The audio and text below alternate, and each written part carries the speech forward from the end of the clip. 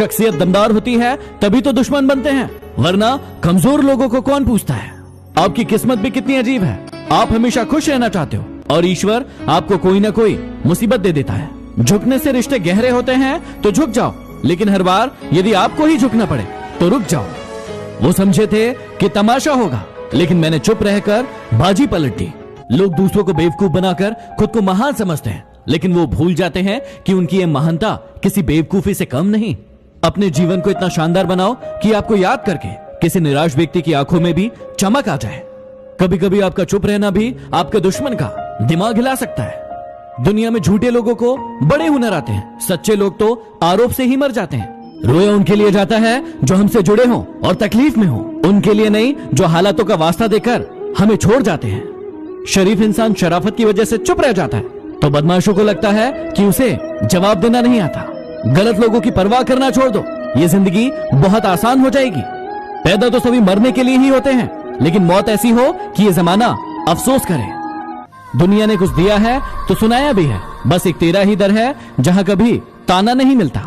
अकेले ही काटना है मुझे जिंदगी का सफर, पल दो पल साथ रहकर मेरी आदत खराब ना करो। दूसरों की भावनाओं का सम्मान करो। हो सकता है कि यह आपके लिए कुछ नहीं हो, लेकिन उसके लिए बहुत कुछ हो।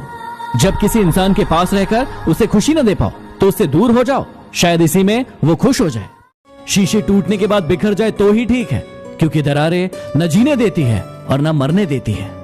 मिली है जिंदगी तो कोई मकसद भी रखिए, सिर्फ सांस लेकर वक्त गुजारना ही तो जिंदगी नहीं। दूसरों की मूर्खता पर हंसोगे तो अहंकार बढ़ेगा और खुद की मूर्खता पर हंसोगे तो अहंकार टूटेगा। ठोकर लगने से चीजें भले ही टूट जाए, लेकिन इंसान ठोकर लगने से ही बनता है। मैं अखबार नहीं हूँ जो दूसरे दिन पुराना हो जाऊं, मैं जिंदगी का वो पन्ना हूँ जहाँ लम्हे ठहर जाते हैं। हाथों की लकीरों पर नहीं, उन लकीरों को बनाने वाले पर भरोसा करो।